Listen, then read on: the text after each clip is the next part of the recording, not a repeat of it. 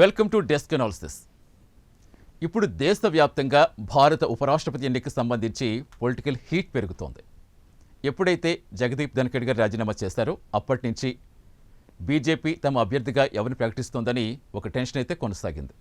So ఫైనల్గా NDA కూటమి CP Radhakrishnan గారిని తన అభ్యర్థిగా ఫైనల్ చేస్తుంది.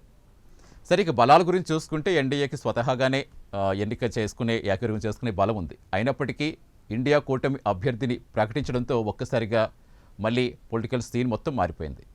ఇటు ఇండియా కూటమి కూడా తమ అభ్యర్థిగా న్యాయ రంగంలో విశేష సేవలు అందించిన తెలంగాణకు చెందిన జస్టిస్ సుదర్శన్ రెడ్డి గారిని అభ్యర్థిగా ప్రకటించింది. సో ఈ నేపథ్యంలో ఎన్నిక అనివార్యమైంది. సెప్టెంబర్ 9వ తేదీన ఉపరాష్ట్రపతి ఎన్నిక జరగబోతోంది. అయితే ఇక బలాబలాల గురించి ఒకసారి మనం పక్కన పెడితే ఎన్నికనగానే ఆటోమేటిక్గా ఆ ఎన్నికల ఫేవర్ అనేది కంటిన్యూ అవుతూనే ఉంటుంది, ఇది తెలిసిందే. సో అందులోనూ దేశ రాజకీయాల్లో ఏపీ రాజకీయాలు వేరుగా కనిపిస్తాయి.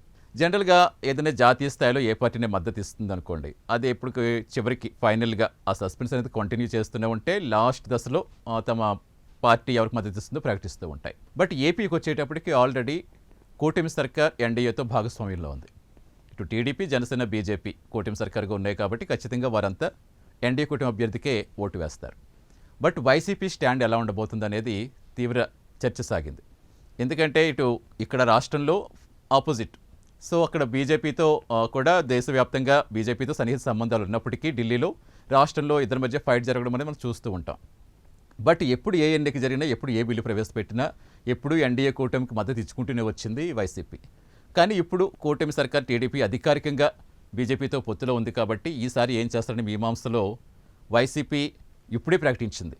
జనరల్గా ఏ పార్టీ అయినా అంటే ఒకవేళ తమకు పూర్తి మద్దతు ఉన్న పార్టీలు ఎలా ప్లాన్ చేసుకుంటాయి, అసలు ఏ పార్టీ మనకి అనుకూలంగా ఉందో తెలుసుకోవడానికి ఇలాంటి ఎన్నికలు కూడా చాలా ఉపయోగపడుతూ ఉంటాయి. ఇప్పుడు 2014 నుంచి చూస్తాం. నిజంగా ఎప్పుడూ కూడా ఎన్డీఏ కూటమి పెద్దగా వేరే పార్టీల మద్దతు అవసరం లేకుండానే ఉన్నా అసలు ఏ పార్టీ మద్దతు ఇస్తుంది అనేది ఆ బిల్లుల రూపంలో వాళ్ళకి మద్దతు ఇస్తుంది దాన్ని బట్టి వాళ్ళ పొలిటికల్ మొత్తం వాళ్ళ ఒక ప్లానింగ్తో ఉంటారు.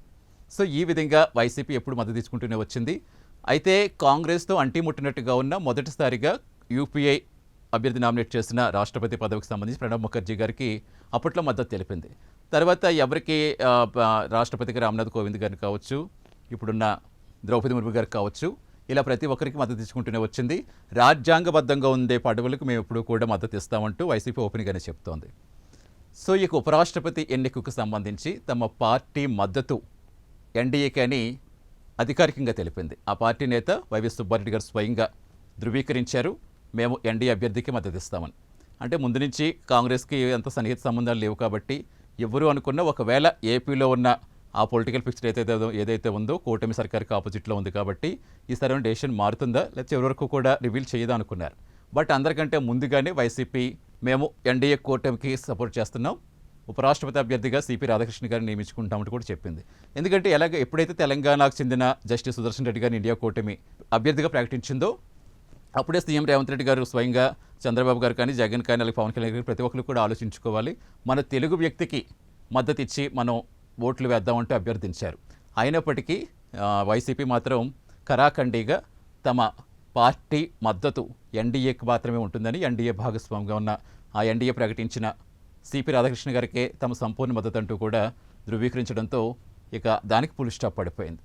సో ఫైనల్గా మొత్తానికి ఇక్కడ ఎంత లోకల్గా ఎంత ఫైట్ జరుగుతున్నా ఢిల్లీలో బీజేపీతో కలిసే ఉన్నామనేది అనధికారికంగా ఎప్పటి నుంచో చెప్తున్న విపక్షాలు ఎప్పుడైతే ఆరోపణలు చేస్తున్నాయో దానికి మళ్ళీ ఓతమిచ్చేలా ఢిల్లీలో ఎన్డీఏ కూడా తమ మద్దతని వైసీపీ మరోసారి తేటతెల్లం చేసింది.